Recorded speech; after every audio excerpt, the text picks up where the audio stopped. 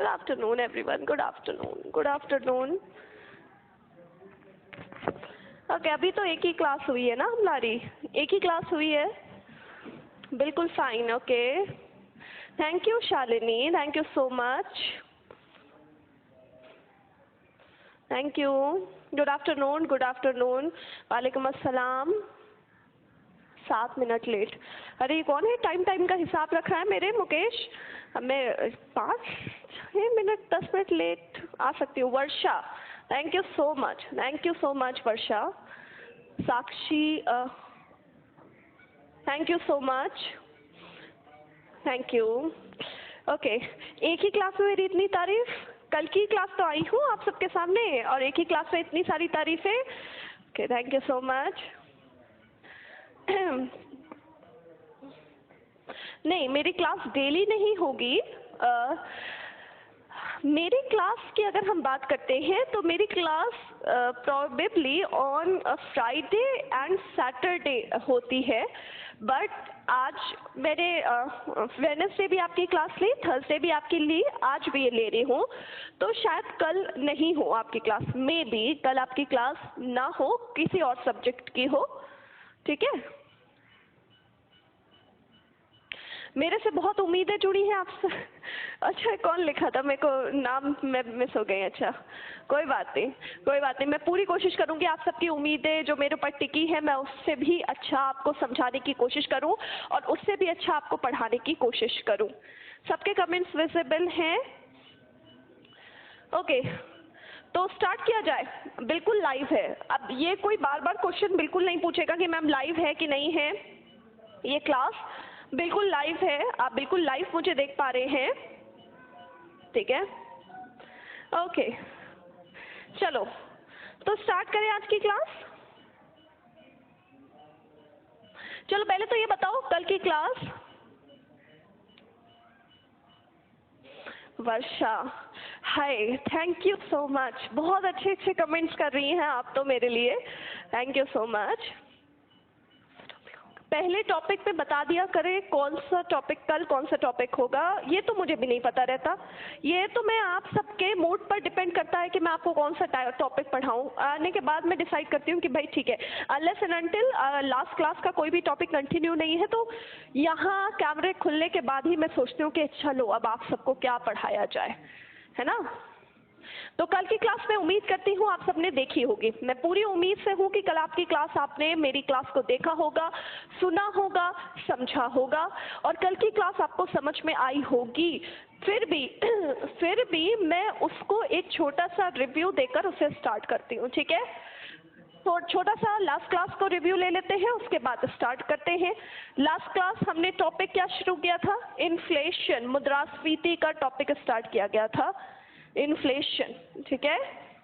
अब इन्फ्लेशन को मैं एक चार्ट बना रही हूं जो कि मैंने आपको लास्ट क्लास में ही बताया था.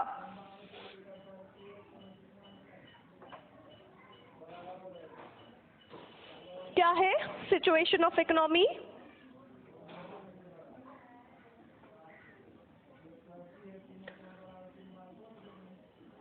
ओके, लिक्विडिटी, हिंदी में तरलता. लिक्विड्स, हिंदी में तरल. परचेजिंग पावर, क्रय शक्ति.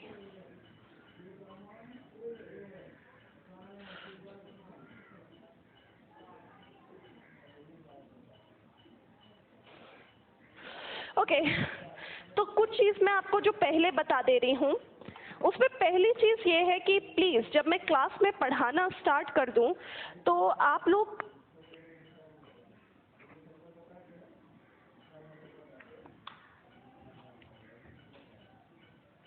Just a second.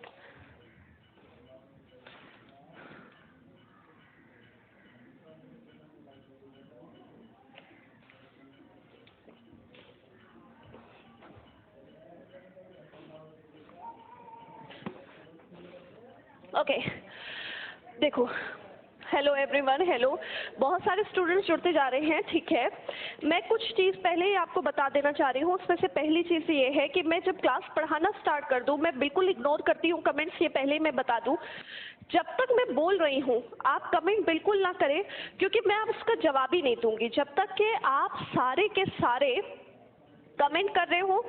मैं पढ़ा नहीं पाती, डिस्टर्ब हो रही हूँ, साइड में कमेंट चल रहे हैं, मैं कोशिश कर रही हूँ आपसे आई कांटेक्ट करने की, लेकिन नहीं हो पाता क्योंकि मैं भी डिस्टर्ब हो जाती हूँ, पढ़ाते पढ़ाते फ्लो टूटता है। इसलिए मैं चाहती हूँ कि जब तक मैं बोलूँ या पढ़ाऊँ कमेंट आप बिल्कुल ना करें। मैं फिर टाइम दूंगी और आपसे बात करूँगी, ठीक है, कि मैं टाइम दूंगी प्रॉपर कि फिर हम बात कर सके कि आपका कमेंट का मैं रिप्लाई करूं, आपका जो भी डाउट्स है उसे मैं क्लियर करूं। लेकिन ये बाद में होगा जब हमारा टॉपिक कंप्लीट हो जाएगा।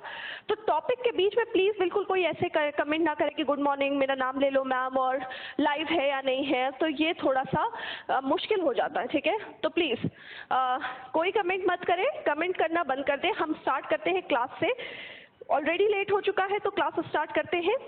चलिए, लास्ट क्लास हमने यहाँ तक बात करी थी, हमने बात करी थी सबसे पहले इस चार्ट के बारे में हम बात करना ही स्टार्ट कर रहे थे। एक जगह मैंने लिखा सिचुएशन ऑफ इकोनॉमी, अर्थव्यवस्था के प्रकार की स्थिति के प्रकार। एक जगह लिखा था मैंने लिक्विडिटी, हिंदी में कहते हैं तरलता, लिक्विड्स हिंदी में कहते हैं तरल, परचेसिंग पावर हिंदी में कहते हैं क्रय शक्ति। अब यहाँ पर सबसे पहले इनका मतलब सिंपल भाषा में बताया था कि लिक्विडिटी तरलता यानी प्रेजेंटली हमारे बाजार में कितना कैश पैसा मौजूद है।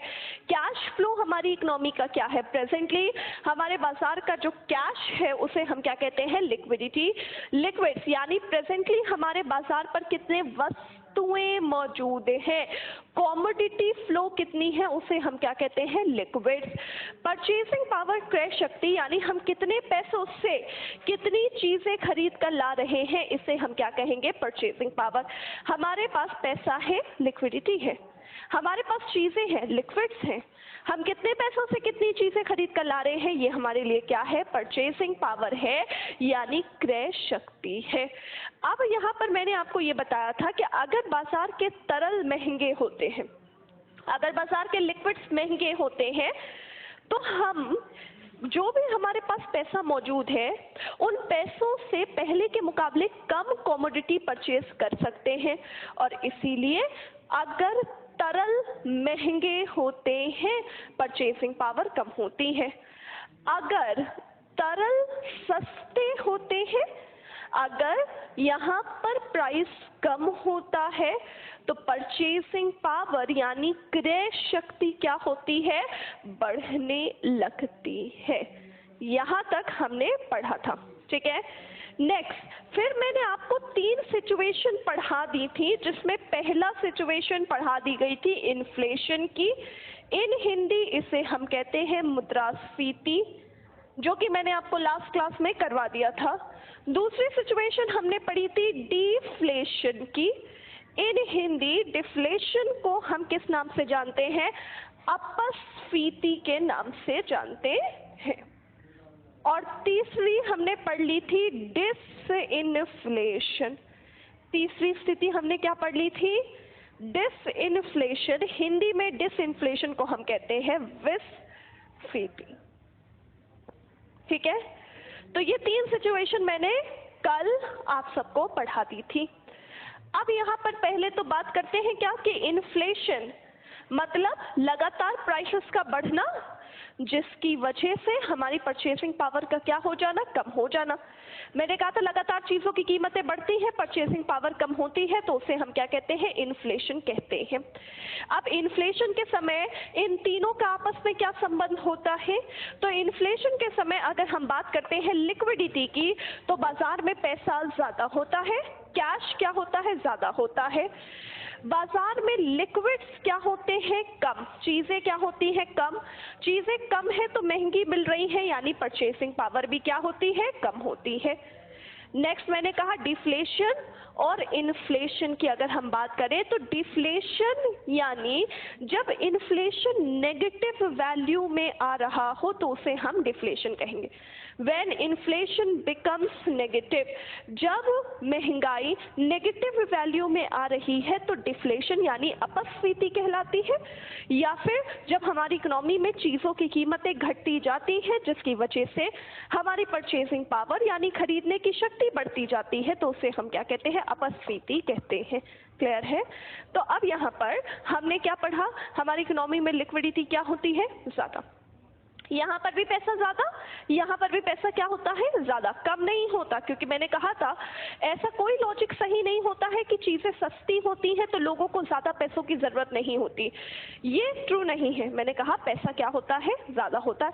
हाँ, एक लाइन से मैंने ये बताया था डिफ्लेशन यानी क्या याद रखना, जब हम सब करोड़पति हो और चीज़ें क्या बिक रही हो, सस्ती बिक रही हो। सिंपल सी बात, हम सब करोड़पति और बाजार में चीज़ें क्या बिक रही हैं, सस्ती बिक रही हैं तो डिफ्लेशन है। हम करोड़पति यानी लिक्विडिटी ज्यादा है, चीजें सस्ती यानी लिक्विड्स क्या होंगे, ज्यादा। भाई चीजें सस्ती कब बिकेंगी, जब चीजें ज्यादा होंगी, और ज्यादा है तो सस्ती है यानी परचेजिंग पावर भी क्या होगी, ज्यादा होगी। क्लियर है सबको अच्छी तरीके से? यहां तक तो हमने पढ़ लिया था। नेक्स्ट डिसइंफ्लेशन भी मैंने पढ़ा दिया था।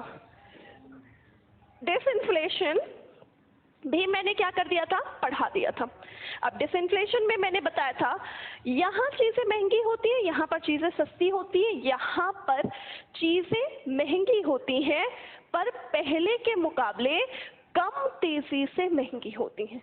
यहाँ पर और यहाँ पर दोनों जगह prices rises, price tend to rise, कीमतें बाजार में बढ़ती हैं, लेकिन पहले के मुकाबले चीजें बाजार में कम तेजी से महंगी होती हैं। उस कंडीशन को हम डिसइंफ्लेशन यानी विस्फीति के नाम से जानते हैं। और डिसइंफ्लेशन का वही सेम जो फीचर्स होगा जो इन्फ्लेशन में हुआ, क्योंकि महंगा यहाँ पर भी हो रहा है यानी लिक्विड्स ज्यादा कम होंगे, परचेसिंग पावर कम होगी और बाजार का पैसा क्या होगा, ज्यादा होगा। यहाँ तक मैंने पढ़ाया था, जो कि मैंने आपको रिवाइज करवा दिया ताकि आगे आपको समझने में कोई भी परेशानी ना हो। चलिए तो फिर स्टार्ट करना चाहिए चौथी सिचुएशन से। डिसइंफ्लेशन के बाद हम स्टार्ट करते हैं चौथी सिचुएशन से, और जिसे हम क्या कहते हैं, रिसेशन। चौथी situation is known as recession. Hindi में हम क्या कहते हैं, मंदी की स्थिति कहते हैं। रिसेशन यानी मंदी, ठीक है। अब यहाँ पर मंदी का मतलब क्या है, what is recession, what is मंदी। तो मंदी के बारे में मैं आपको बताऊं उससे पहले आप सब मुझे कुछ बताइए। मैं आपको मंदी समझाऊं उससे पहले ये बताओ कि आप मंदी के बारे में कितना जानते हो। पहली चीज, क्या जानते हैं मंदी के बारे में। सबसे पहला क्वेश्चन, एक बात बताओ, मंदी में चीजें सस्ती बिकती है या महंगी। बड़ा सिंपल सा क्वेश्चन है।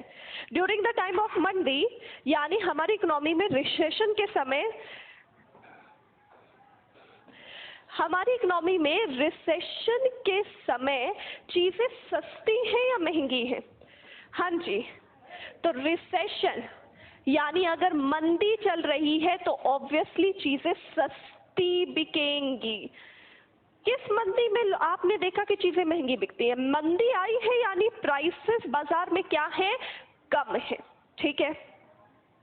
नेक्स्ट मॉडर्न थिंग, प्राइसेस कम है, लेकिन मंदी के बारे में अगर कोई भी आपसे कुछ बोलता है, अगर मंदी के बारे में कोई भी आपसे कुछ बोलता है तो वो खुश होकर बोलता है या उदास होकर बोलता है। हाँ जी, चलिए बताइए, अगर मंदी के बारे में कोई भी कुछ बोल रहा है तो वो खुश होकर बोल रहा है या उदास होकर बोल रहा है। फॉर एग्जाम्पल मैं कह रही हूँ यार मेरा बिजनेस रिसेशन पे चल रहा है, मैं कह रही हूँ मैं कोई बिजनेस रन करती हूँ, मेरा बिजनेस में रिसेशन है, तो मैं आपके साथ अपना सुख बांट रही हूँ या दुख बांट रही हूँ, पहली बात। हाँ जी, तो हम क्या है, दुखी हैं, ऑब्वियसली उदास हूँ, अनहैप्पी हूँ, ठीक है। यानी दो चीज़ आपने समझ ली जो आपको पहले से पता है, जिसको मुझे आपको बताने की ज़रूरत नहीं है। पहली चीज़, रिसेशन में लोग उदास होते हैं, जो आपको पता है, रिसेशन यानी लोग इस टाइम उदास हैं। दूसरा, रिसेशन यानी बाजार में चीजें क्या बिक रही हैं, सस्ती बिक रही हैं। लेकिन जब चीज सस्ती है सस्ती चीज बिकने के बावजूद लोग उदास क्यों हैं? अगर आप ध्यान से अपने दिमाग में सोचो कि रिसेशन में चीज सस्ती है, लेकिन सस्ती चीज होने के बावजूद भी लोग उदास हैं। क्यों उदास हैं? क्योंकि रिसेशन कह रहा है चीज तो सस्ती है, लेकिन चीज में डिमांड ज्यादा नहीं है, चीजों को खरीदा ज्यादा नहीं जा रहा है। क्यों? क्योंकि लोगों के पास पैसों की यानी लिक्विडिटी की क्या है, कमी है। तो उस कंडीशन को हम क्या कहते हैं? मंदी की फेज कहते हैं, यानी मंदी की स्थिति कहते हैं। यानी क्या कहा गया? 3 पॉइंट्स है। पहला पॉइंट, चीजें सस्ती हैं। जहां हम इकोनॉमिक्स में पढ़ते हैं प्राइस गिरता है तो डिमांड बढ़ती है, लेकिन रिसेशन कह रहा है प्राइस कम है, चीजें सस्ती है, लेकिन फिर भी डिमांड ज्यादा नहीं है। क्यों डिमांड ज्यादा नहीं है? क्योंकि भाई जेब में वो चीज खरीदने के लिए पैसा मौजूद नहीं है। तो उस कंडीशन को हम क्या कहेंगे? रिसेशन का फेस कहेंगे। फॉर एग्जाम्पल, मान लो जैगुआर की गाड़ी है, ऐसा एग्जाम्पल लो। मान लो जैगुआर की गाड़ी है 1 करोड़ रुपए की, ठीक है। मान लो उसमें डिस्काउंट लग जाए, आज दिन भर उसमें 1 लाख रुपए का डिस्काउंट है। 1 लाख रुपए बहुत बड़े होते हैं अगर देखा जाए तो। यानी वो गाड़ी जो 1 करोड़ की थी उसमें जैगुआर में 1 लाख रुपए का डिस्काउंट लग जाए। तो जैसे ही जैगुआर की गाड़ी में डिस्काउंट लगेगा, आपको क्या लगता है? हम सब के सब बिना कुछ देखे जाके उस गाड़ी के शोरूम के बाहर लाइन लगा के खड़े हो जाएंगे। क्यों? क्योंकि आज वो सस्ती मिल रही है? नहीं, ऐसा नहीं होता। क्यों? हम ये देखेंगे गाड़ी तो सस्ती हो गई है, लेकिन वो सस्ती चीज खरीदने के लिए मेरी जेब में वो पैसा मौजूद है या नहीं है। तो ऑब्वियसली अगर 1 करोड़ की गाड़ी 90 लाख की भी हो जाए और अगर मेरी जेब में वो पैसा नहीं है, तो वो सस्ती चीज भी हम डिमांड नहीं करेंगे। उस फेज को हम क्या कहते हैं? उस फेज को हम कहते हैं रिसेशन, यानी मंदी का दौर। क्लियर है? यानी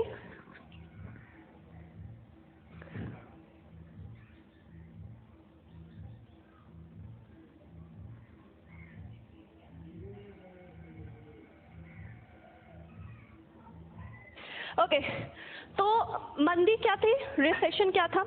रिसेशन में 4 पॉइंट्स क्लियर हो चुके हैं आपको अब तक। क्या 4 पॉइंट्स हैं? 3 पॉइंट्स ऑब्वियसली। चीजें सस्ती हैं, सस्ती होने के बावजूद उसमें डिमांड ज्यादा नहीं है। क्यों डिमांड ज्यादा नहीं है? क्योंकि बाजार में पैसा कम है, तो उसको हम क्या कहेंगे? रिसेशन। चौथा पॉइंट ध्यान से सुनो, जब कभी भी आपको रिसेशन के बारे में कोई बोलता है तो क्या बोलता है? जब कभी भी आपको कोई रिसेशन के बारे में बोलता है तो क्या कहता है? वो ऐसा कहेगा कि मान लो कोई प्रॉपर्टी वाला है तो वो कहेगा मेरा प्रॉपर्टी का बिजनेस आजकल रिसेशन में चल रहा है ना? यही कहता है। कार का बिजनेस रिसेशन में चल रहा है, शेयर मार्केट का बिजनेस रिसेशन में चल रहा है, या कहा जाए कि गोल्ड का बिजनेस रिसेशन में चल रहा है। हमेशा हम ये सुनते हैं। क्या किसी को ये बोलते हुए कभी सुना है आज इंडिया रिसेशन में चल रहा है इसलिए मैं उदास हूं? कोई ऐसा कहे भारत रिसेशन में चल रहा है इसलिए मैं उदास हूं? कभी ऐसा सुना है? सुना भी होगा तो गलत सुना होगा। यानी याद रखिएगा, इंडिया रिसेशन पर नहीं चलता, ये कोई स्टेटमेंट नहीं है।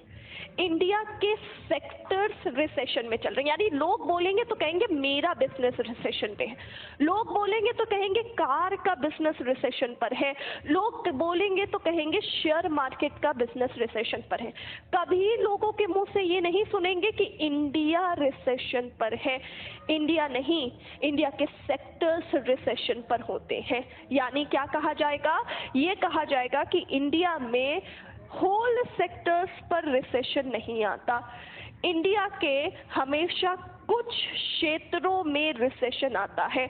और ये याद रखिएगा, ये जो क्षेत्र है, जो क्षेत्रों में रिसेशन आता है, ये रिसेशन वाले क्षेत्र हमेशा या तो लग्जरी होते हैं या फिर इन्वेस्टमेंट्स वाले आइटम होते हैं। या तो लग्जरी होते हैं या इन्वेस्टमेंट्स वाले आइटम होते हैं। बेसिक नेसेसिटीज पर रिसेशन इतनी जल्दी नहीं आता, क्योंकि रिसेशन का रोना जब कभी भी रोया जाता है ना, तो हमेशा बड़े बड़े हाथी रिसेशन का रोना रोते हैं। छोटी छोटी चींटियां रिसेशन का रोना कभी भी नहीं रोती। जैसे फॉर एग्जाम्पल हम सुनते हैं कार का बिजनेस बहुत बड़ा बिजनेस है तो कहते हैं रिसेशन पर है, शेयर मार्केट का बिजनेस रिसेशन पर है, या फिर कहा जाता है कि गोल्ड का बिजनेस रिसेशन पर है। क्या कभी किसी पान वाले को ये बोलते हुए सुना है कि यार आजकल मेरी पान की दुकान में रिसेशन चल रहा है? या फिर कोई दाल चावल बेच रहा हो कि यार आजकल मेरी दाल चावल की दुकान में रिसेशन चल रहा है, यानी लोग जो हैं आजकल दाल चावल कम खरीद रहे हैं। क्यों? क्योंकि उनके पास पैसा कम है। या फिर कोई पान कह रहा है आज हम पान कम खाएंगे क्योंकि हमारी जेब में पैसा कम है। क्या कभी आपने ऐसा सुना है? नहीं सुना होगा। क्योंकि याद रखिएगा, लोग खाने पीने से तब तक कॉम्प्रोमाइज नहीं करते जब तक कि बहुत ज्यादा तंगी ना आ जाए। वरना को अगर नॉर्मली किसी की इनकम घटती है तो लोग खाना पीना खरीदना नहीं छोड़ते, लोग खरीदना छोड़ते हैं गोल्ड। भाई मान लो मेरी इनकम है, कम हो जाए, मान लो मेरी इनकम है कम हो जाए, मान लो, बस ऐसा हो नहीं, बस मान लो मेरी इनकम क्या हो जाए, कम हो जाए। मेरी इनकम कम होगी तो क्या मैं तुमसे ये थोड़ी ना कहूंगी कोई बात नहीं कम हो गई तो हो गई, मैं 10 दिन तक जो है खाना नहीं खाऊंगी लेकिन मैं कार खरीदने जा रही हूँ, ऐसा कहूंगी? बिल्कुल नहीं कहूंगी। मैं क्या कहूंगी? मैं कहूंगी यार चलो खाना पीना छोड़ो, अभी कार खरीदने का आइडिया छोड़ो, अभी तो हम खाना खाएं। यानी अगर मेरी जेब में पैसा कम हो रहा है, अगर मेरी जेब में पैसा कम हो रहा है तो मैं बेसिक नेसेसिटीज पे कॉम्प्रोमाइज नहीं करूंगी। मेरी जेब में पैसा कम हो रहा है तो मैं कॉम्प्रोमाइज कहाँ करूंगी? मैं कॉम्प्रोमाइज करूंगी लग्जरीज में और इन्वेस्टमेंट पर। और इसीलिए फ्यू सेक्टर्स पर रिसेशन चलता है, और याद रखिएगा ये फ्यू सेक्टर या तो लग्जरी होंगे या फिर इन्वेस्टमेंट्स वाले एरिया होंगे। क्लियर है? कुल मिला के 5 पॉइंट मैंने आप सबको बताए हैं, कुल मिलाकर 5 पॉइंट मैंने आपको रिसेशन में बताए हैं। क्या कहा मैंने? पहला पॉइंट, रिसेशन कह रहा है इंडिया के कुछ क्षेत्रों में, ध्यान से सुनिएगा, रिसेशन कह रहा है इंडिया के कुछ क्षेत्रों में चीजें सस्ती होने के बावजूद उसमें डिमांड ज्यादा नहीं है। क्यों? क्योंकि लोगों के पास पैसा क्या है? कम है। उसे हम क्या कहेंगे? रिसेशन। और ये जो फ्यू सेक्टर है या तो लग्जरी होंगे या फिर इन्वेस्टमेंट्स वाले एरिया होंगे। बेसिक नेसेसिटीज पर इतनी जल्दी रिसेशन नहीं आता। तो ये थी आपकी फाइनल डेफिनेशन। फिर से सुनो, 5 पॉइंट थे। क्या क्या था? ये था कि इकोनॉमी पर कुछ क्षेत्रों पर चीजें सस्ती हैं लेकिन सस्ती होने के बावजूद डिमांड ज्यादा नहीं है और इसीलिए लोगों को लॉस हो रहा है, इसीलिए वो उदास हैं। चीजें सस्ती पर डिमांड ज्यादा क्यों नहीं है? क्योंकि उनके जेबों में पैसा क्या है? कम। और ये जो फ्यू सेक्टर्स है ये या तो लग्जरी है या तो इन्वेस्टमेंट्स वाले एरिया है। समझ में आ गया अच्छी तरीके से? एक एग्जांपल देती हूँ। अगर मैं कह रही हूँ प्रॉपर्टी का बिजनेस रिसेशन पर है, जो भी आप सब कमेंट्स कर रहे हैं, मैं एक भी कमेंट्स नहीं देख रही। जितने लोग, प्रियंका, रजनीश, सुमित, आनंद, निशांत, रोशन, कमेंट करोगे तो ना समझ में आएगा, मैं पहले ही बता दूं, ना मैं कमेंट का जवाब दूंगी। मैंने क्या कहा? जब टॉपिक कंप्लीट होगा, टॉपिक कंप्लीट होने के बाद मैं 5-10 मिनट रुकूंगी, मैं आपके कमेंट्स का जवाब दूंगी, उस टाइम अपने क्वेश्चन रखना।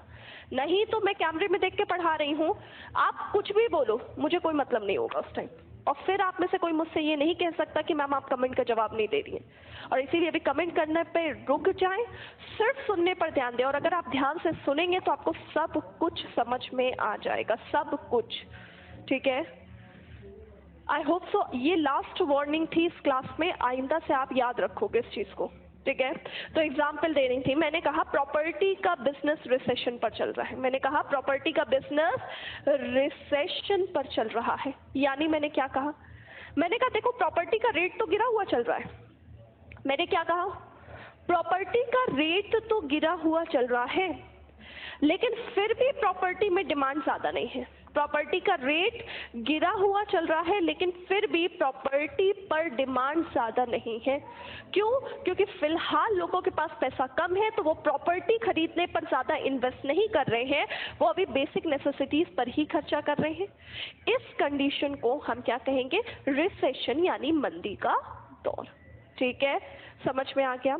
अब यहाँ पर हम रिसेशन के फीचर समझते हैं कि यहाँ पर इन तीनों का क्या रिलेशन है। पहला फीचर तो आपको बहुत अच्छे से समझ में आ जाएगा, पैसा कम है यानी लिक्विडिटी क्या है, कम। मेन चीज तो यही थी ना कि भाई चीज तो सस्ती है, लेकिन सस्ती होने के बावजूद क्यों नहीं खरीदी जा रही, क्योंकि पैसा कम है। तो मेन और इम्पॉर्टेंट चीज है लिक्विडिटी इज लो। ओके, लेकिन चीज सस्ती है। रिसेशन में क्या कहा, चीज तो सस्ती है, तो चीजें यानी लिक्विड्स क्या होंगे, ज्यादा। भाई चीज सस्ती है यानी लिक्विड्स क्या होंगे, ज्यादा। ज्यादा है और सस्ती है यानी परचेजिंग पावर भी क्या होगी, ज्यादा।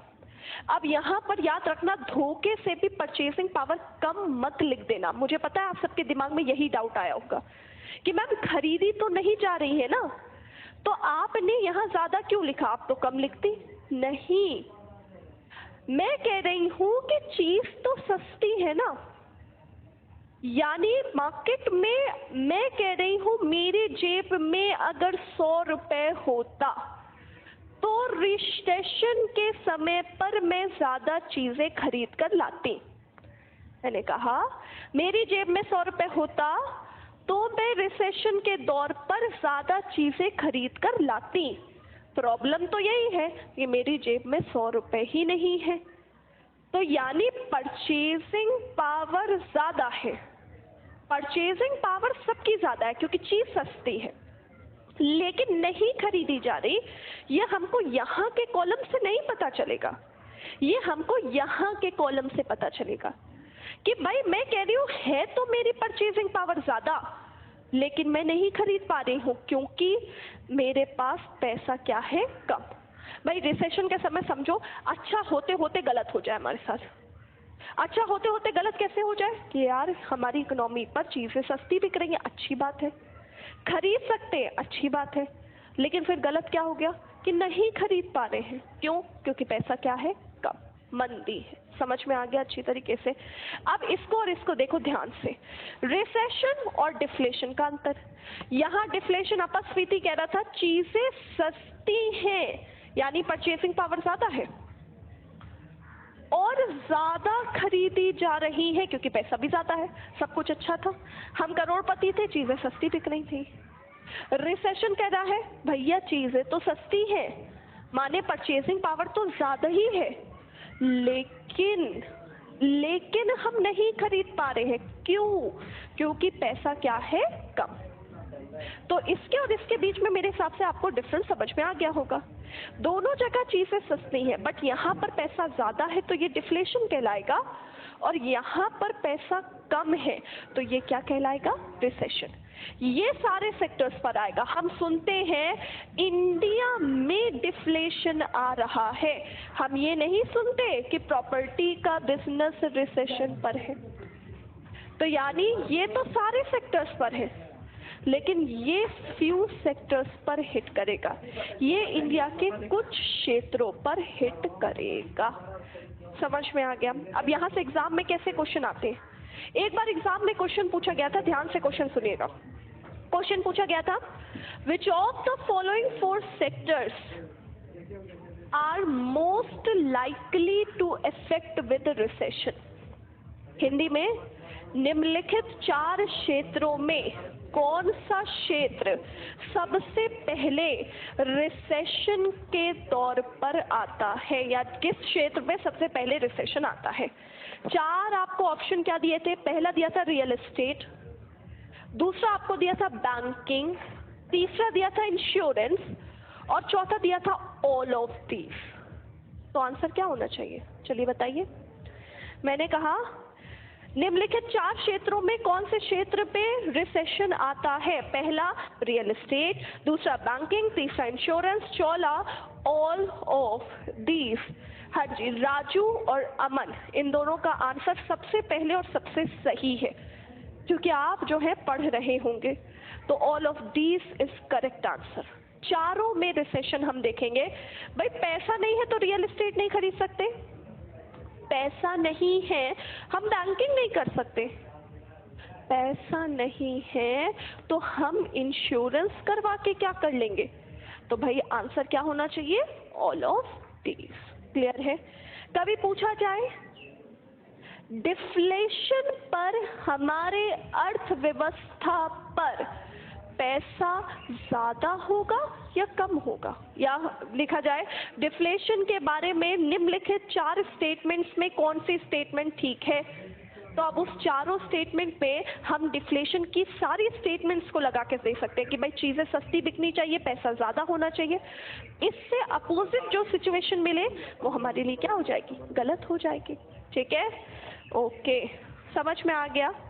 नेक्स्ट अगर हम बात करें तो इसी का एक दौर आता है जिसे हम कहते हैं रिफ्लेशन। रिसेशन आ गया तो अब हम क्या लेकर आएंगे? अब हम रिफ्लेशन लेकर आएंगे। हिंदी में से हम कहते हैं प्रत्यस्फीति। हिंदी में क्या कहते हैं? प्रत्यस्फीति। प्रत्यस्फीति।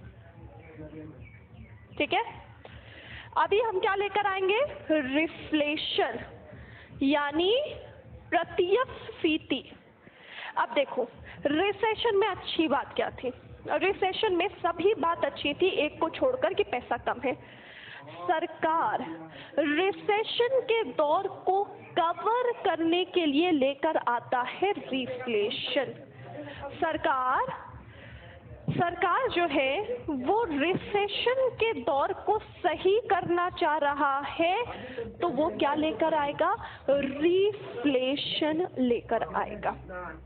माने भाई सरकार कह रहा है प्रॉब्लम रिसेशन में ये थी कि पैसा लोगों के पास कम था, तो रिफ्लेशन प्रत्यस्फीति कहती है आर्टिफिशियल तौर से सरकार आर्टिफिशियल तौर से बाजार में पैसा बढ़ाए ताकि मंदी का दौर खत्म किया जा सके, तो उसे हम रिफ्लेशन यानी प्रत्यस्फीति कहेंगे। क्या कहा गया? सरकार जानबूझकर बाजार पर पैसा बढ़ाए ताकि रिसेशन का दौर कवर हो सके, तो उस कंडीशन को हम क्या कहेंगे? रिफ्लेशन कहेंगे यानी प्रत्यस्फीति कहेंगे। ठीक है? अब आर्टिफिशियल तौर से मैम कैसे बढ़ाया जाए? अब ऐसा तो है नहीं कि मोदी जी आएंगे घर घर पैसा रखकर चले जाएंगे तो रिफ्लेशन आ जाएगा। अब ये तो हो नहीं सकता। आर्टिफिशियल तौर से पैसा कैसे बढ़ाया जाए? तो यहाँ पर आर्टिफिशियल तौर से मतलब ये है कि भाई देखो कार के बिजनेस में रिसेशन है, फॉर एग्जाम्पल मान लो कार के बिजनेस में क्या है? रिसेशन है। ठीक है? तो अब सरकार कह रहा है कार के बिजनेस में खरीदारी को बढ़ाना है, सारे बैंकों को कहेगा कार लोन का ब्याज दर कम कर दिया जाए।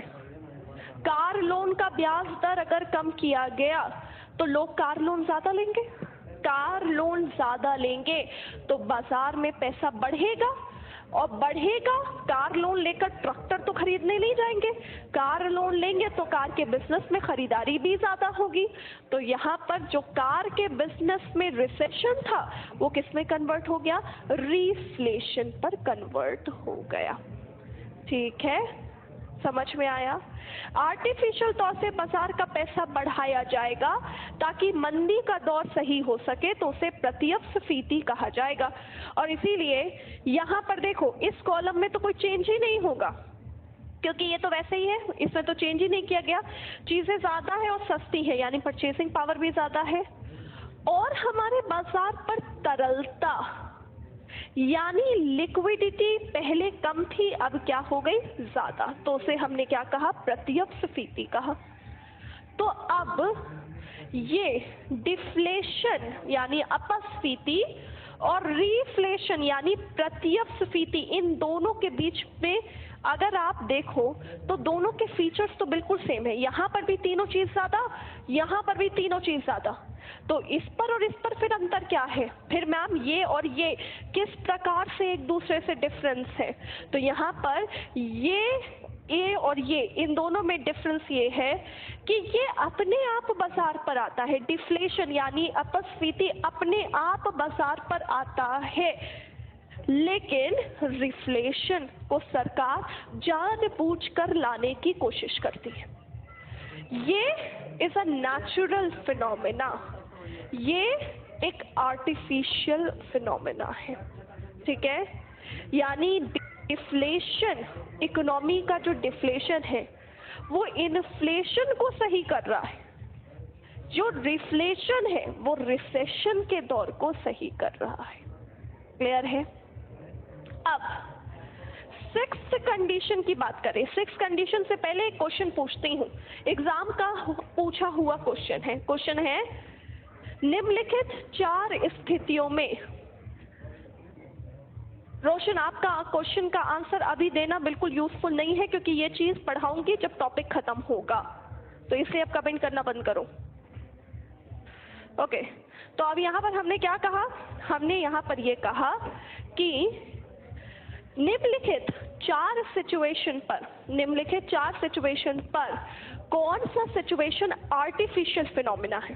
फॉर एग्जाम्पल ये सीजीएल का क्वेश्चन सीडीएस का, नॉट सीजीएल, सीडीएस का क्वेश्चन पूछा हुआ है, निम्नलिखित 4 स्थितियों में कौन सी स्थिति एक आर्टिफिशियल फिनोमिना है।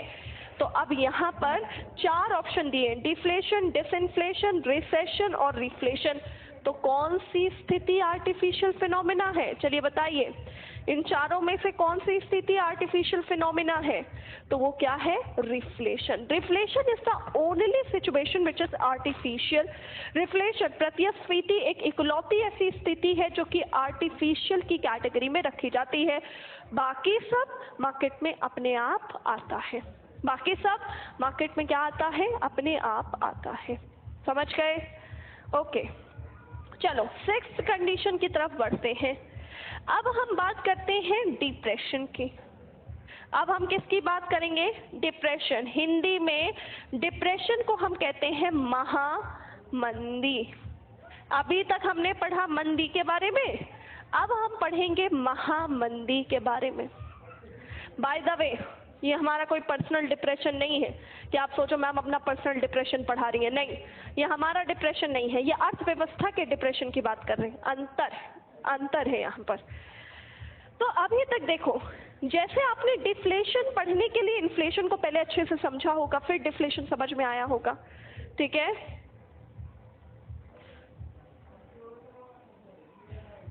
ओके, तो अब यहाँ पर हम बात करते हैं डिप्रेशन की, महामंदी की।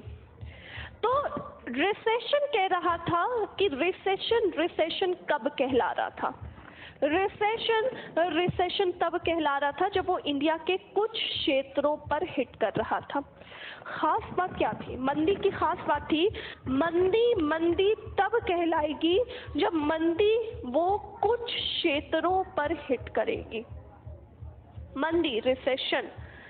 महामंदी, डिप्रेशन तब कहलाएगी जब वो सारे सेक्टर्स पर एक साथ हिट कर जाए।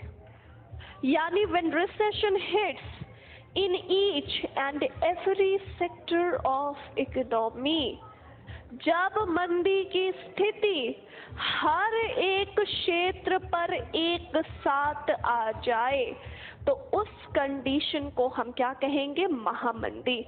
यानी समझो, नाम की तरह भयानक स्थिति है। यानी क्या लग्जरी, क्या इन्वेस्टमेंट, लोगों के पास पैसा इतना कम हो चुका है कि लोग अपनी बेसिक नेसेसिटीज से भी कॉम्प्रोमाइज कर रहे हैं। तो उस कंडीशन को हम क्या कहेंगे? डिप्रेशन का फेस कहेंगे। यानी समझ लो, जिस दिन आपसे पान वाला ये कहना शुरू कर दिया कि मेरी पान की दुकान में रिसेशन है, समझ लो इंडिया किस में चला गया होगा? डिप्रेशन पर चला गया होगा। इंडिया किस में चला गया होगा? डिप्रेशन पर चला गया होगा, ठीक है। अब यहाँ पर ये बताओ डिप्रेशन के बारे में कि रिसेशन ही डिप्रेशन में कन्वर्ट होता है।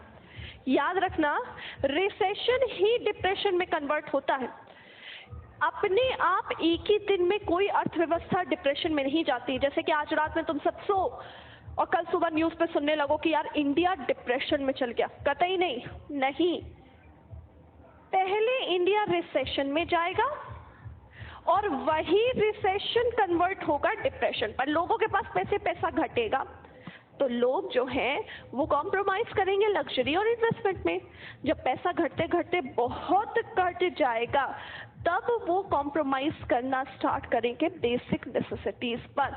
और जब पैसा बहुत घटा तब वो इकोनॉमी पर क्या लेकर आएगा, तब वो इकोनॉमी पर लेकर आएगा डिप्रेशन।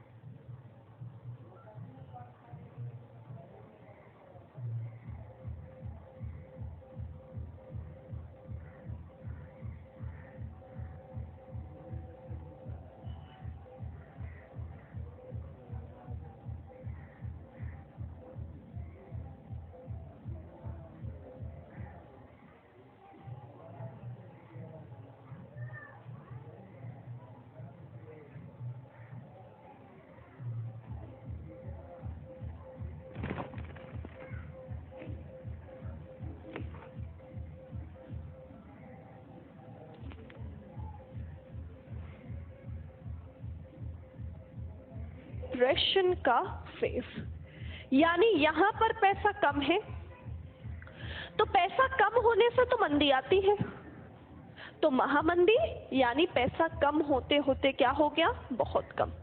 डिप्रेशन महामंदी यानी liquidity is very very very low, बाजार का पैसा क्या है, बहुत कम है, पैसा बहुत कम है, ठीक है। पैसा इतना कम है तो इसका असर लिक्विड्स पर वो पड़ेगा। कैसे? चीजें बनाने के लिए भी तो पैसों की जरूरत है। अगर हमारे पास पैसा ही नहीं है तो चीजें बनेंगी कैसे? फॉर एग्जाम्पल मान लो मैं एक इंडस्ट्री चला रही हूँ, मेरी इंडस्ट्री में आप सब वर्कर हो, वर्कर ना कहो तो चलो पढ़े लिखे एम्प्लॉय हो, आप सब क्या हो, पढ़े लिखे एम्प्लॉय हो। अब मेरे रिश्तेदार तो हो नहीं कि आओगे काम करके चले जाओगे, फिर कहोगे मैम आप तो अपनी है, पैसा ना दो तो भी चलेगा, ऐसा कहोगे? कभी नहीं कहोगे। यहाँ पर याद रखिएगा, आओगे काम करोगे तो बदले में मुझसे क्या उम्मीद करोगे, बदले में मुझसे उम्मीद करोगे पैसों की। अगर मेरे पास पैसा ही नहीं है, अगर मेरे पास पैसा ही नहीं है तो ना मैं चीजें बना पाऊंगी, ना कोई लेबर मजदूरी करेगा, ना ट्रांसपोर्टेशन चलेगा, कुछ भी नहीं होगा। और इसीलिए पैसा जब बहुत कम है तो इसका असर पड़ा प्रोडक्शन पर, और इसका असर जब प्रोडक्शन पर पड़ेगा तो बाजार के लिक्विड्स यानी वस्तुएं क्या हो जाएंगी, कम, क्योंकि पैसा ही नहीं है तो चीजें बनेंगी ही नहीं। और जब चीजें कम होंगी तो चीजें अपने आप क्या हो जाएंगी, महंगी, यानी परचेजिंग पावर भी क्या होगी, कम होगी। तो उसे हम क्या कहेंगे, डिप्रेशन कहेंगे। यानी डिप्रेशन क्या कह रही है, पैसा बहुत कम, जिसका असर लिक्विड्स पे पड़ा और लिक्विड्स भी क्या हो गए, कम। पैसा बहुत कम, लिक्विड्स कम, और जो लिक्विड्स कम है वो अपने आप क्या हो गए, महंगे, यानी परचेसिंग पावर भी क्या हो गई, कम हो गई। यानी कुछ भी नहीं हमारे पास, नाम की तरह भयानक स्थिति, कंगाली छाई हुई है हर जगह। यानी ना तो मेरी जेब में पैसा है, ना बाजार में चीजें हैं, और जो चीजें हैं वो महंगी बिक रही हैं। तो उस कंडीशन को हम क्या कहेंगे, डिप्रेशन। तो इसके और इसके बीच में अंतर समझ में आ गया। यहाँ तो हम सब के सब खुशहाली की जिंदगी जी रहे थे क्योंकि करोड़पति थे और चीजें भी सस्ती है थी। लेकिन यहाँ पर हम कह रहे हैं ना तो पैसा है, और पैसा के साथ साथ देखो बाजार की महंगाई भी अलग है, यानी बाजार में चीजें भी महंगी हैं। तो ये है डिप्रेशन जहाँ सब कुछ लुट जाए, और ये है डिफ्लेशन जहाँ सब कुछ आ जाए। ठीक है, एक तो हम सब बेचारे बड़े गरीब, एक लाइन से याद रखना डिप्रेशन, एक तो हम सब बेचारे बड़े गरीब, बहुत गरीब, ऊपर से मार्केट में महंगाई चल रही है, ये क्या है, डिप्रेशन। ये क्या कह रहा था, एक तो हम सब करोड़पति और चीजें क्या बिक रही हैं, सस्ती, करोड़पति है चीजें सस्ती है, डिफ्लेशन। भिखारी होने के साथ चीजें महंगी हैं तो वो क्या है, डिप्रेशन का फेज है। तो चलो क्वेश्चन करें, एग्जाम में कैसे क्वेश्चन पूछा जाएगा, Which of the following four sectors is most likely to affect with depression? निम्नलिखित 4 क्षेत्रों में कौन सा क्षेत्र डिप्रेशन की चपेट पर सबसे जल्दी आता है? ऑप्शन दे दिया जाए, basic necessities, luxury item, investment, चौथा ऑल ऑफ दीज। आंसर क्या होना चाहिए, निम्नलिखित क्षेत्रों में कौन सा क्षेत्र डिप्रेशन के फेज पर सबसे पहले आता है? दिया गया है बेसिक नेसेसिटीज, लग्जरी आइटम और इन्वेस्टमेंट, चौथा all of this. Answer is nice, बहुत सारे बच्चे बिल्कुल सही आंसर दे रहे हो, मुझे बहुत खुशी हो रही है। ऑल ऑफ दिस, सब पर। डिप्रेशन में हमको सोचना ही नहीं है सेक्टर्स के बारे में, रिसेशन में सेक्टर्स के बारे में सोचना बनता था, बट डिप्रेशन जब मैम कह रही है सारे सेक्टर्स पे आना चाहिए तो ऊपर कुछ भी क्वेश्चन लिखा जाए भाड़ में जाए, हम क्या टिक करेंगे, सारे सेक्टर्स, यानी ऑल सेक्टर्स। ओके, समझ में आ गया। ओके, चलो अब 7th कंडीशन की बात करते हैं, उसके बाद डाउट्स लूंगी आप सबके। ठीक है, 7th condition is known as hyper inflation. 7th condition को हमने क्या कहा, हाइपर इन्फ्लेशन कहा, हिंदी में कहते हैं भागती हुई महंगाई।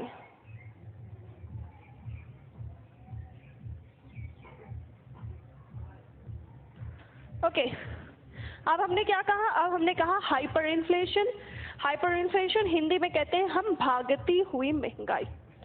अब व्हाट इज हाइपर इन्फ्लेशन, पैसा घट रहा है तो देखो रिसेशन आ रहा है। देखो भाई, सबके सब बोर्ड में देखो, पैसा घट रहा है तो रिसेशन आ रहा है, और घटते घटते जब बहुत ही घट गया तो वो क्या कन्वर्ट हुआ, डिप्रेशन में कन्वर्ट हुआ। तो पैसा बढ़ रहा है तो इन्फ्लेशन, और जब बढ़ते बढ़ते बहुत ज्यादा बढ़ जाए तो वो किस में कन्वर्ट होगा, हाइपर इन्फ्लेशन। नाम से याद रखो, रटो नहीं, नाम से याद रखो। पैसा ज्यादा है, महंगाई झेलेंगे, लेकिन जब पैसा बढ़ते बढ़ते बहुत ज्यादा हो जाए तो हम झेलते हैं भागती हुई महंगाई। तो यहाँ पर पहला पॉइंट तो मैं नहीं बता दिया, लिक्विडिटी इज वेरी हाई। जैसे डिप्रेशन में लिक्विडिटी पैसा बहुत कम था, वैसे हाइपर इन्फ्लेशन में लिक्विडिटी इज एक्सट्रीमली हाई। बाजार की तरलता क्या है, बहुत ही ज्यादा है। अब तरलता इतनी ज्यादा है, बाजार में पैसा इतना ज्यादा है, तो इसका असर लिक्विड्स पे पड़ेगा या नहीं पड़ेगा, तो ऑब्वियसली बात है पड़ेगा। लेकिन यहाँ पर आप सब अपने दिमाग में बिल्कुल गलत सोच रहे हो, यहाँ पर आप अपने दिमाग में बिल्कुल गलत सोच रहे हो कि मैम पैसा बहुत ज़्यादा होगा तो बाजार में चीज़ें भी तो बहुत बनेंगी। नहीं, पैसा बहुत ज़्यादा होने से चीज़ें बनेंगी नहीं, लेकिन चीज़ें बनना होना फिर ख़त्म हो जाएंगे। क्योंकि जब हम बात करते हैं ना लोगों की, लोग हमेशा दो कंडीशंस पर काम नहीं करते। बहुत ध्यान से सुनना यहाँ पर। कमेंट अगर किया तो समझ में नहीं आएगा और मैं रिपीट नहीं करूँगी। मैं नाम पढ़ लूँगी जिसने जिसने कमेंट किया नीचे स्क्रॉल कर करके, और मैं उनमें से एक का क्वेश्चन का आंसर नहीं दूँगी। ओके, तो यहाँ पर हाइपर इन्फ्लेशन में कहा जा रहा है कि पैसा लिमिट से ज़्यादा है। मैं बता रही थी लोग दो कंडीशन पर काम करना बंद कर देंगे। लोग दो कंडीशन पर काम करना बंद कर देते हैं। एक, जब उनके पास पैसा बहुत ज़्यादा हो। एक, उनके पास जब पैसा बहुत कम। पैसा बहुत कम है तो हमको काम मिल नहीं रहा तो हम काम मजबूरी में नहीं करते। हम काम तब भी नहीं करते जब हमारे पास पैसा बहुत ज़्यादा हो। क्या किसी को ये बोलते हुए सुना है कि यार ये है तो करोड़पति लेकिन देखो मेरे घर में पोछा लगा रहा है? नहीं। हर कोई इस दुनिया में काम इस वजह से कर रहा है क्योंकि उसे पैसा कमाना है। सोचो सोचो, मान लो मेरे घर में बोरियां भर भर के पैसा रखा हो, मतलब मेरे घर में बोरियां भर भर के पैसा, जिधर देखो उधर पैसा, तो बताओ क्या मैं तुम्हें यहाँ पर पढ़ाने आऊंगी? ऑब्वियस सी बातें नहीं आऊंगी। क्यों? क्योंकि मेरे घर में भर भर के पैसा। मैं सुबह करंट अफेयर की क्लास लेने उठूंगी 8 बजे, देखूंगी हाय इतना पैसा, फिर सो जाऊंगी। ऐसा नहीं करूंगी। तुम सब हो, अच्छा मेरी बात छोड़ो, तुम सब अपनी बात बताओ। तुम लोग मुझसे यहाँ पढ़ रहे हो, आखिरकार क्यों पढ़ रहे हो? क्योंकि तुमको कल को एग्जाम पास करके नौकरी करनी है। और मैं पूछूं नौकरी क्यों करना चाह रहे हो तो मैम कमाना है। मैं कह रही हूँ तुम सबके घर में बोरियां भर भर के पैसा, इतना पैसा हो जाए कि कोई लिमिट ना हो। क्या तुम में से कोई मुझसे पढ़ने आएगा? नहीं आएगा। क्यों? क्योंकि तुम भी उठोगे देखोगे हाय इतना पैसा, फिर सो जाओगे। ऐसे ही करोगे ना? बिल्कुल ऐसा करोगे। और इसीलिए याद रखिएगा, जब पैसा बहुत ज़्यादा हो जाता है तो बाजार में फिर से चीज़ें बनना बंद हो जाती हैं। और जब चीज़ें बनना बंद हो जाती हैं तो चीज़ें कम होते होते हो जाती हैं बहुत कम। अब यहाँ बहुत कम क्यों? क्योंकि पैसा भी तो बहुत ज़्यादा है। यानी भाई एक तो मेरे पास बहुत पैसा है, मान लो अभी बोरियां भर भर के पैसा, तो उड़ाने के लिए कुछ तो हो। मुझे एक फ़ोन की ज़रूरत है, मैं 6 फ़ोन खरीद के रखूंगी। क्यों? क्योंकि मेरे पास पैसा बहुत है, कहीं तो खर्चा करूंगी ना मैं। तो याद रखिएगा कि पैसा बहुत ज़्यादा होने से एक तरफ तो ये हो रहा है कि जो बाजार की चीज़ें हैं वो तेज़ी से कम हो रही है क्योंकि लोग ऑब्वियसली है खरीद रहे होंगे। नई चीज बनकर नहीं आ रही। क्यों? क्योंकि कोई काम करना नहीं चाह रहा, लेबर मजदूरी नहीं करना चाह रहा, इंडस्ट्री वाले इंडस्ट्री नहीं चलाना चाह रहे। बाय, क्योंकि सबके पास पैसा बहुत है। इसके कारण चीजें कम होते होते क्या हो जाएंगी? बहुत कम। और चीजें बहुत कम हो गई तो चीजें कम जितनी हो जाएंगी उतनी ही महंगी हो जाएंगी। यानी परचेसिंग पावर क्या हो जाएगी? जीरो, नील के बराबर। तो उस कंडीशन को हम क्या कहेंगे? हाइपर इन्फ्लेशन, यानी भागती हुई महंगाई। यानी पैसा बहुत ज्यादा, चीजें बहुत कम, और जितनी कम चीजें हैं उतनी महंगी, यानी परचेसिंग पावर भी क्या है? बहुत कम। तो उस कंडीशन को हम क्या कहेंगे? हाइपर इन्फ्लेशन कहेंगे, यानी भागती हुई महंगाई कहेंगे। आई होप सो आपको समझ में आ गया होगा। लेकिन आप सोचोगे मैम भी पागल हो गई हैं, क्या बात कर रही है, इतना पैसा कैसे हो सकता है, इतना पैसा कहाँ से आएगा? एग्जैक्टली मन का जो सवाल है, इतना पैसा मैम कैसे हो सकता है? तो याद रखना ये कोई काल्पनिक स्थिति नहीं, ऐसा हुआ है रिसेंटली। अभी आप सबने नाम सुना होगा जिम्बाब्वे का। जिम्बाब्वे में रिसेंटली हाइपर इन्फ्लेशन आया है सन 2010 में, जब वहां पर लोगों के पास इतना पैसा था, इतना पैसा था कि कहा जाता है कि वहां पर महंगाई का दर था 2000%। वो 2000% इन्फ्लेशन, आपको इमेजिनेशन भी होता है कि कितना था? कहा जाता था जिम्बाब्वे में इतना पैसा हो चुका था कि लोग अपनी तरफ से एक बैग भर भर के पैसे ले जा रहे थे, लेकिन बदले में उनको सिर्फ एक ब्रेड का टुकड़ा मिल रहा था। क्यों? क्योंकि पैसा तो बहुत ज्यादा है, पैसा तो बहुत ज्यादा है, लेकिन पैसा खाकर तो मैं ऑब्वियसली पेट नहीं भर सकती हूँ, मुझे तो पैसों से चीजों को खरीदना है। और बाजार की चीजें क्या थी? खत्म। तो उस कंडीशन को हमने क्या कहा? Hyper inflation. और कहाँ से आएगा? तो ये सिर्फ सरकार की गलती की वजह से आता है, और वो गलती होती है बेवजह नए नोटों की छपाई। अंधाधुन सरकार ने वहां पर पैसे छापने शुरू कर दिए, और जब अंधाधुन पैसे छापे तो बाजार का पैसा एकदम से क्या हो गया? लिमिट से ज्यादा हो गया, और लिमिट से ज्यादा पैसा हुआ तो क्या हो गया? हाइपर इन्फ्लेशन में कन्वर्ट हो गया। क्लियर है? तो यहाँ पर देखो 5 सिचुएशन या 6-7 सिचुएशन समझाइए, एक बार ध्यान से देखो, ध्यान से, सिर्फ मैं रिवाइज करवा रही हूँ, सुनो। इन्फ्लेशन, चीजें महंगी हैं, परचेसिंग पावर कम है। डिफ्लेशन, चीजें सस्ती है, परचेसिंग पावर ज्यादा है। डिसइन्फ्लेशन में चीजें महंगी ही है, बस पहले के मुकाबले कम तेजी से महंगी है। मंदी, चीजें सस्ती है बट खरीदी नहीं जा रही हैं, क्यों? क्योंकि पैसा कम है। रिफ्लेशन, हमारे बाजार पर आर्टिफिशियल तौर से पैसा बढ़ाया जाएगा। डिप्रेशन, पैसा बहुत कम हो गया, पैसा क्या हो गया? बहुत कम, जिसके कारण चीजें बननी कम हो गई, महंगी हो गई, परचेसिंग पावर कम हो गई। हाइपर इन्फ्लेशन में पैसा बहुत ज्यादा हो गया, हाइपर इन्फ्लेशन में पैसा क्या हो गया? बहुत ज्यादा हो गया। क्लियर है सबको? तो अब अच्छा मुझे ये बताओ, हमारे इंडिया में इन 7 में से कौन सी स्थिति चल रही है? हमारे इंडिया में क्या चल रहा है? अगर हम देखें तो नीचे से स्टार्ट करें, क्या हमारे इंडिया में हाइपर इन्फ्लेशन है? बिल्कुल नहीं है। हमारे इंडिया में क्या हाइपर इन्फ्लेशन है? नहीं है। हमारे इंडिया में डिप्रेशन है? नहीं है। हमारे इंडिया में रिसेशन है? मैम इंडिया में थोड़ी ना आता है, कुछ सेक्टर्स पर आता है, ठीक है, तो कुछ सेक्टर ओके। डिसइन्फ्लेशन, डिफ्लेशन नहीं है मैम, इन्फ्लेशन, हाँ मैम कह सकते हैं इन्फ्लेशन है। याद रखना हमारे इंडिया में इन 7 में से कोई स्थिति नहीं है, हमारे इंडिया में इन 7 में से कोई स्थिति नहीं है, क्योंकि हमारे इंडिया में जो स्थिति है उस कंडीशन को हम क्या कहते हैं? स्टैगफ्लेशन। हमारे इंडिया की जो स्थिति है उसे हम क्या कहते हैं? स्टैगफ्लेशन।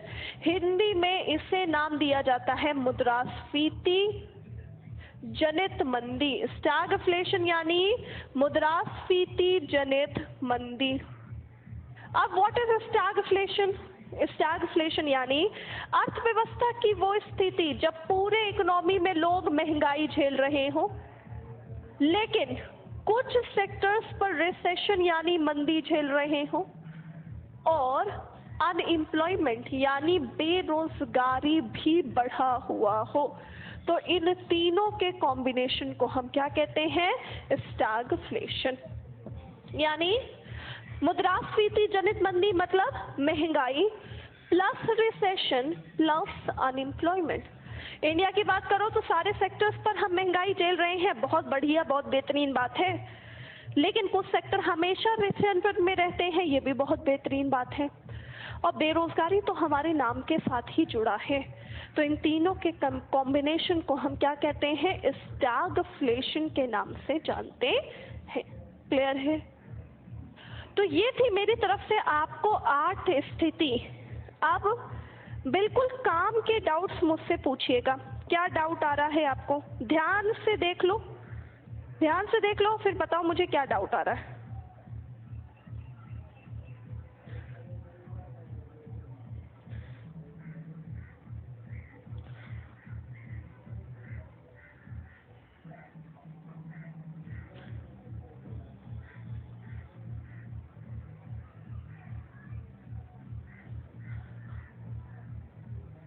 ओके, गवर्नमेंट एम्प्लॉयज की सैलरी तो फिक्स होती है मैम, डिप्रेशन उन पे कैसे फर्क पड़ता है रिसेशन डिप्रेशन का? नहीं, गवर्नमेंट सैलरीज फिक्स होती हैं, बट इन्फ्लेशन आने के साथ उनकी सैलरी बढ़ती है, और उसका वाइस वर्सा नहीं होता। ये बहुत बदतर स्थिति है, बिल्कुल सही है मैम। लिक्विडिटी का 1% की मनी क्या चीज़ों की मनी? लिक्विडिटी बेटा बाजार में मौजूद पैसा होता है, किसी एक के हाथ में नहीं। बाजार में कितना मौजूद पैसा है उसे हम लिक्विडिटी कहते हैं। रिफ्लेशन में बेटा परचेसिंग पावर देखो लिखा हुआ है ज्यादा ही होगी। डिप्रेशन में पैसा चला जाता है अनवांटेड जगह, जैसे बैंकों के खातों में। बैंकों के पास पैसा चला गया, बैंकों ने कहीं इन्वेस्ट कर दिया, फंस गया। मान लो बैंकों के पास 50 करोड़ गया, उन्होंने कहीं इन्वेस्ट कर दिया, पैसा फंस गया, बैंक पैसा नहीं दे पा रही है, बाजार की लिक्विडिटी खिंच गई, सरकार ने टैक्सेस बढ़ाए, लिक्विडिटी खिंच गई। तो ये पैसा सरकार या बैंक या आरबीआई के पास ही टहलता रहता है, ये नहीं होता कि पैसों में आग लगा दी जाती है, नहीं।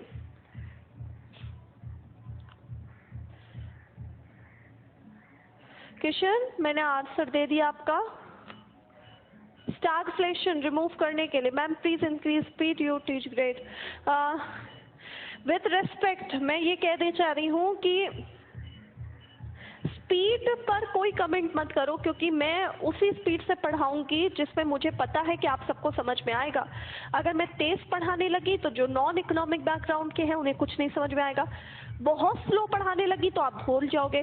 तो मैं जिस स्पीड पे चल रही हूँ ये सबसे बेहतरीन स्पीड है जिसमें आपको सबसे मजा आएगी पढ़ने पर, अगर आप पढ़ना चाह रहे हो तो। Thank you Rahul.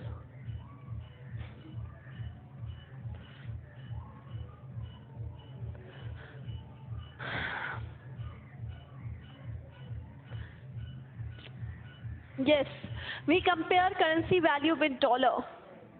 Good. चलो, तो बस ये बिल्कुल परफेक्ट था मेरे हिसाब से। आप सबको सारे डाउट्स क्लियर हो गए हैं। तो ऐसा करो, जल्दी से पेन कॉपी उठाओ, ये सारी चीज़ें नोट डाउन करो और उसके बाद डन मैम कहो। पेन कॉपी उठाओ, सारी चीज़ें नोट करो, उसके बाद डन मैम कहो ताकि आगे बढ़े। नोट करना ज़रूरी है, बिना नोट करे यहाँ पर काम नहीं चलेगा, ठीक है? नोट करो जल्दी से, फिर मुझे डन मैम कहो सबके साथ।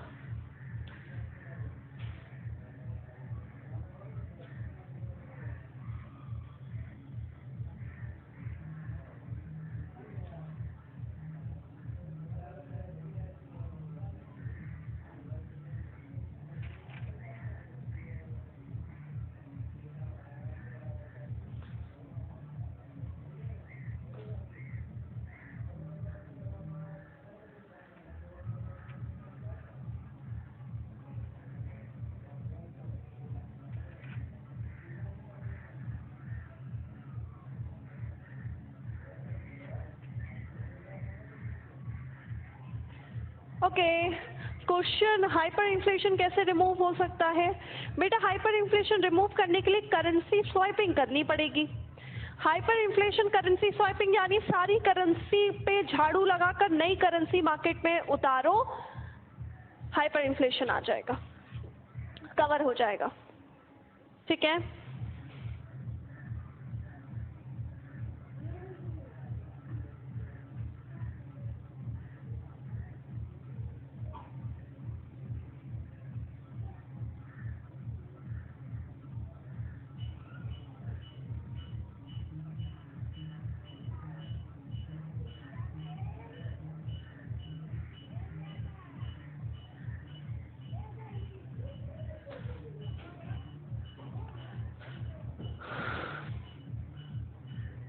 ओके, चलो मेरे हिसाब से सबने नोट डाउन कर लिया है। हाँ जी, सबने नोट डाउन कर लिया है। चलो अब इसके आगे बढ़ते हैं, ठीक है? नोट डाउन करने के बाद अब हम टाइप्स ऑफ इन्फ्लेशन पढ़ना स्टार्ट करते हैं। कि अभी तक तो हमने टाइप्स ऑफ सिचुएशन पढ़ी, अब हम बात करते हैं मुद्रास्फीति के कितने प्रकार होते हैं, what are the different types of inflation, ठीक है? ओके, चलो रब कर रही हूँ फिर मैं।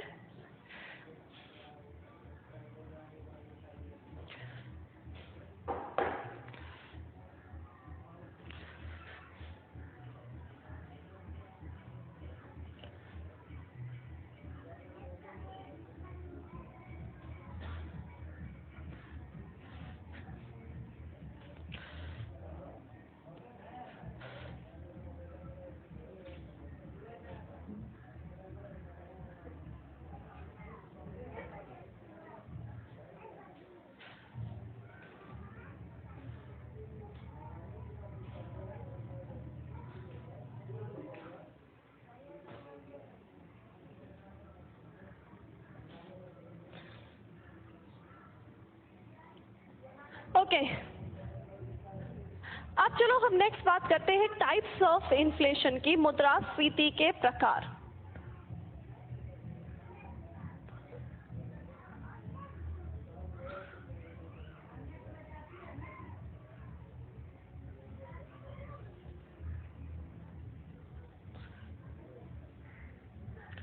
तो मैंने आपके सामने यहाँ पर पहले तो एक चार्ट बना देना है, ध्यान से देखिएगा।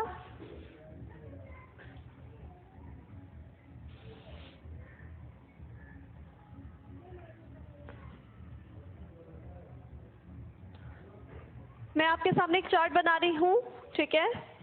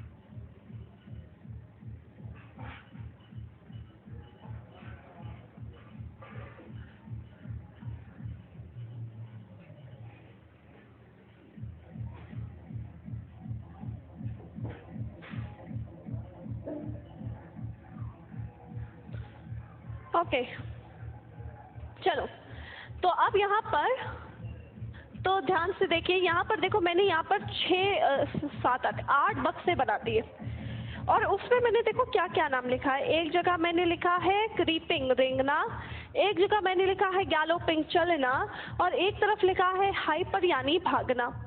फिर मैंने लिखा है डिमांड पुल मांग बढ़ोतरी महंगाई। फिर जगह लिखा है कॉस्ट पुश यानी मूल्य बढ़ोतरी महंगाई और फिर लिखा हुआ है बॉटल नेक टोंटी महंगाई, ठीक है। फिर उसके बाद कोर यानी कोर इन्फ्लेशन। फिर लिखा है हेडलाइन यानी शीर्षक महंगाई। अब जल्दी जल्दी सुनो इसका मतलब क्या है। पिंटू जी ये चीज़ ऑलरेडी मैं पढ़ा चुकी हूँ, रिवाइंड करके देख लेना, आपको समझ में आ जाएगा, ठीक है। कमेंट जो भी देख रहा है मैं आपको बोलो प्लीज सर और मैम। मैं खुद ही कमेंट देख रही हूँ आप सबके, but problem is you are thousands of student जो कि पढ़ रहे हो इस टाइम, हजारों बच्चे हो जो इस टाइम ऑनलाइन पढ़ रहे हो। तो जो भी बेफालतू के कमेंट्स करते हैं मुझे कुछ दिखाई नहीं दे रहे। जितना दिखाई दे रहा है मैं ज़रूर कोशिश कर रही हूँ कि आपका डाउट क्लियर हो जाए और थोड़ा सा शांत हो जाओ। आप ही की क्लास के बाद एक बार इस क्लास को रिपीट करके देखना, कमेंट मत करो, ठीक है। रिपीट करके देखना, अपने आप आपके सारे डाउट्स क्लियर हो जाएंगे, ठीक है। मैं ज़्यादातर लोगों के डाउट्स रिप्लाई कर रही हूँ, लेकिन कुछ ऐसे डाउट हैं जिनको मतलब ही नहीं है। राजू परचेसिंग पावर ज़्यादा कम कब कैसे होगा जब पैसा कम होगा, ये कल की क्लास में मैंने आंसर दिया था, सोचो। एनसीईआरटी मृणाल हमेशा अच्छी होती है, आप किसी भी क्लास अटेंड करो, एनसीईआरटी तो पढ़ो ही पढ़ो, उससे तो कुछ सोचो ही नहीं, उससे बेहतरीन बुक तो है ही नहीं कोई एनसीईआरटी से। पीडीएफ कब मिलेगा? आज की क्लास के बाद अपलोड करवा दी जाएगी पीडीएफ, मैं करवा दूंगी आज की क्लास के बाद, ठीक है। बुक के बारे में बता दो। Lucent Arihant in case you want to practice MCQs. MCQ अगर प्रैक्टिस करना है ऑप्शनल तो लूसेंट और अरिहंत बेस्ट बुक है आपके लिए। किरण मत लेना, किरण बिल्कुल मत लेना, ठीक है। ओके चलो बस करें, स्टार्ट करें आगे। ओके क्रीपिंग, गैलोपिंग और हाइपर इन्फ्लेशन। मैं बैठ जाती हूँ, मैं ऐसा कर रही हूँ, मैं बैठ जा रही हूँ और बोर्ड पे मैं ये पेन रखती जा रही हूँ, ठीक है। तो यानी जहाँ पेन रख रही हूँ मैं वो समझा रही हूँ, ठीक है। ध्यान से देखते रहना ताकि आपको दिख भी जाए, ठीक है। Okay I am sitting right here. Okay चलो अब ध्यान से देखो बोर्ड पर। कमेंट करना बंद कर दो, ठीक है। अब देखना स्टार्ट करो क्या चीज़। इन्फ्लेशन के रेंजेस के अकॉर्डिंग हमने इन्फ्लेशन को 3 पार्ट्स पे डिवाइड किया। इन्फ्लेशन के रेंजेस के अकॉर्डिंग इन्फ्लेशन को 3 पार्ट्स पर डिवाइड किया। एक को कहा क्रीपिंग, एक को कहा गैलोपिंग, एक को कहा हाइपर। क्रीपिंग यानी जब मार्केट में महंगाई आ रही है लेकिन धीरे धीरे महंगाई बढ़ रही है, यानी यहाँ पर महंगाई आ रही है लेकिन धीरे धीरे आ रही है, रेंगती हुई आ रही है, तो उसे हम क्या कहेंगे, रेंगती हुई महंगाई यानी क्रीपिंग इन्फ्लेशन। आजकल ज़्यादातर डेवलपिंग या डेवलप्ड इकोनॉमी पर क्रीपिंग इन्फ्लेशन आ रहा है, यानी ज़्यादातर विकसित या विकासशील अर्थव्यवस्थाओं पर क्रीपिंग इन्फ्लेशन आता है। Creeping inflation is good and healthy for economy. Creeping inflation अर्थव्यवस्था के लिए अच्छा माना जाता है क्योंकि यहाँ पर चीज़ें महंगी तो होती हैं बट कम तेजी से महंगी होती है, तो क्रीपिंग इन्फ्लेशन जो दर से आता है वो एक अर्थव्यवस्था के लिए सही माना जाता है, यानी इसका एज सच अर्थव्यवस्था पर कोई नुकसान नहीं होता। क्या क्या पॉइंट हो गए। क्रीपिंग इन्फ्लेशन सबसे कम रेंज की महंगाई, रेंगना नाम से ही समझ में आ रहा है, यानी धीरे धीरे बाजार पर महंगाई बढ़ रही है। ये धीरे धीरे जो बाजार पर महंगाई बढ़ती है, ये महंगाई बढ़ रही है और ये अर्थव्यवस्था के लिए यूजफुल साबित हो रही है और हमारी इकोनॉमी पर क्रीपिंग इन्फ्लेशन ज़्यादातर विकसित या विकासशील अर्थव्यवस्थाओं में, यानी ज़्यादातर या तो डेवलपिंग या तो या तो डेवलपिंग या तो डेवलप्ड इकोनॉमी में पाया जाता है। गैलोपिंग, ये इकोनॉमी तेजी से आती है, इकोनॉमी पर जब तेजी से महंगाई आ रही है, पहले के मुकाबले और तेजी से महंगाई बाजार में बढ़ रही है, तो उसे हम क्या कहेंगे, गैलोपिंग इन्फ्लेशन। ये जब यूएसएसआर ब्रेकडाउन हुआ था 1980 के आसपास, जब यूएसएसआर टुकड़ों में बटा था, तब वहाँ पर ज़्यादातर रशियन इकोनॉमीज ने गैलोपिंग इन्फ्लेशन को झेला था। अर्थव्यवस्था के लिए बिल्कुल अच्छी नहीं होती है, ये इकोनॉमी पर नहीं आनी चाहिए। हाइपर इन्फ्लेशन, अभी रिसेंटली आपको हाइपर इन्फ्लेशन मैंने डिटेल में पढ़ाया। बहुत तेज़ी से महंगाई इकोनॉमी को बर्बाद करके चली जाती है। रिसेंटली अगर हम बात कर रहे हैं तो रिसेंटली ये जिम्बाब्वे पर हिट करी है और बहुत बार 21 बार कम से कम पूरी अर्थव्यवस्था पर आ चुकी है। तो ये तो पूरी डायन है, ध्यान से सुनो, ये तो पूरी डायन है, इट इज़ डायन। हाइपर इन्फ्लेशन डायन है, ये चुड़ैल है और ये अच्छा है, यानी ये बहुत खतरनाक है, ये भी खतरनाक है लेकिन ये अच्छी है। ये ज़्यादातर इकोनॉमी यही झेलते हैं। रशिया का जब ब्रेकडाउन हुआ था तो गैलोपिंग झेला गया था और 21 बार लगभग अब तक अर्थव्यवस्था में 21 बार हाइपर इन्फ्लेशन आ चुका है। वर्ल्ड वॉर जब कंप्लीट हुआ था, वर्ल्ड वॉर कंप्लीट होने के बाद जर्मनी भी हाइपर इन्फ्लेशन पर गया था, ठीक है, ओके। अब यहाँ पर डिमांड पुल और कॉस्ट पुश इन्फ्लेशन समझ ले। मांग बढ़ोतरी महंगाई और मूल्य बढ़ोतरी महंगाई, तो डिमांड पुल इन्फ्लेशन यानी वो इन्फ्लेशन जो बाजार में आ रहा है मांग बढ़ने के कारण। पुल, डिमांड के साथ क्या जुड़ा हुआ है, पुल। पुल यानी खींचना, बाहर की तरफ से खींचना, यानी जब चीज़ महंगी हो रही है क्योंकि उन चीज़ों पर लोग डिमांड्स बढ़ा रहे हैं। यानी देखो, ये डिमांड है, ये सप्लाई। फॉर एग्जांपल ये वाला डिमांड है, ये वाला हाथ मेरा, और ये क्या है, सप्लाई है। हो क्या रहा है, सप्लाई अपनी जगह स्थिर है, सप्लाई वही है, लेकिन मार्केट में उसमें तेजी से डिमांड बढ़ रही है। तो डिमांड ज़्यादा और सप्लाई कम। सप्लाई कम करने से नहीं हुई, सप्लाई अपनी जगह है तो वो ऑटोमेटिकली कम हो गई क्योंकि मार्केट में डिमांड तेज़ी से बढ़ गई, तो इस कारण चीज़ें महंगी हो गई। तो उसको हम क्या कहेंगे, डिमांड पुल इन्फ्लेशन। यानी क्या कहा गया भाई, सप्लाई स्थिर है, सप्लाई क्या है, स्थिर यानी कांस्टेंट, लेकिन मार्केट में डिमांड क्या हो गई, तेजी से बढ़ गई, तो इस कारण डिमांड ज्यादा सप्लाई कम, तो इसे हम क्या कहेंगे, डिमांड पुल इन्फ्लेशन, मांग बढ़ोतरी महंगाई। ठीक है। कॉस्ट पुश, कॉस्ट पुश अंदर की तरफ से पुश कर रही, कॉस्ट पुश यानी जब हमारी इकोनॉमी पर raw material cost, labour cost, technology cost बढ़ने की वजह से महंगाई आ रही है, तो उसे हम क्या कहेंगे, कॉस्ट मुश इन्फ्लेशन। पुश यानी अंदर की तरफ से, यानी टेक्नोलॉजी महंगी हो गई, लेबर महंगी हो गई, रॉ मटेरियल का कॉस्ट बढ़ गया, इसको मिला दिया जाए तो एक प्रोडक्ट की बनाने की लागत ही बढ़ गई। जब एक प्रोडक्ट की बनाने की लागत ही बढ़ गई और इकोनॉमी पर उसके कारण उसके बेचने की कॉस्ट भी बढ़ गई, तो जब चीजें महंगी हुई तो cost push inflation. Demand pull, मांग बढ़ रही है, सप्लाई स्थिर है। कॉस्ट पुश, मार्केट में रॉ मटेरियल कॉस्ट बढ़ने के कारण जब महंगाई आ रही है। बॉटल नेक इन्फ्लेशन, ध्यान से सुनो, अब ये और ये सुन लो।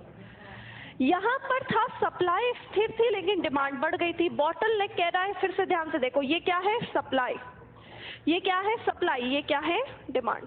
ठीक है, it is demand, it is supply. अब बॉटल नेक क्या कह रहा है, मार्केट में मांग अपनी जगह है, यानी ये वाला हिस्सा मांग अपनी जगह है, लेकिन मार्केट में हुआ क्या, सप्लाई तेजी से घट गई, तो डिमांड ज्यादा और सप्लाई कम हो गई। डिमांड ज्यादा बढ़ने के कारण नहीं हुई, डिमांड ज्यादा क्यों हुई, क्योंकि मार्केट में सप्लाई तेजी से घट गई, तो उससे हम क्या कहेंगे, बॉटल नेक इन्फ्लेशन। क्या कहा गया, बॉटल नेक इन्फ्लेशन कह रहा है अब की बार डिमांड कांस्टेंट है, डिमांड क्या है, स्थिर है यानी कांस्टेंट है, लेकिन मार्केट में सप्लाई तेजी से घट गई, जिसके कारण डिमांड ज्यादा हो गई और सप्लाई कम हो गई, चीजें महंगी हो गई, तो उसे हमने बॉटल नेक इन्फ्लेशन कहा। फिर कोर और हेडलाइन इन्फ्लेशन। कोर इन्फ्लेशन यानी जब हमारी महंगाई पर, महंगाई को लॉन्ग टर्म यानी लंबे समय के लिए निकाला जा रहा हो, और हेडलाइन यानी जब महंगाई को शॉर्ट टर्म छोटे समय के लिए निकाला जा रहा हो।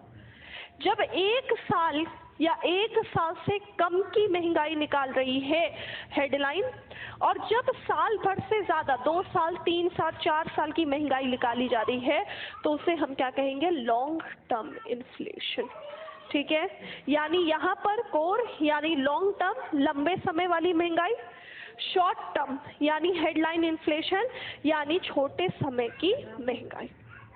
ठीक है, नेक्स्ट इंपॉर्टेंट थिंग, अच्छा अब ये भी ध्यान रखिएगा, जब महंगाई लंबे समय के लिए निकाली जा रही है तो ऐसी चीजें जिसकी कीमतें रोज आना चेंज हो रही हैं, जैसे चीजें रोज आना चेंज हो रही है उनकी वो कॉस्ट को हटा दिया जाता है। जैसे कि during calculation of core inflation, core महंगाई को निकालने के लिए फूड आर्टिकल और एनर्जीज वगैरह को हटा दिया जाता है, यानी मार्केट में पेट्रोल वगैरह, सीएनजी वगैरह और सारे खाने पीने की वस्तुओं को हटाकर महंगाई निकाली जा रही है, तो वो कोर है।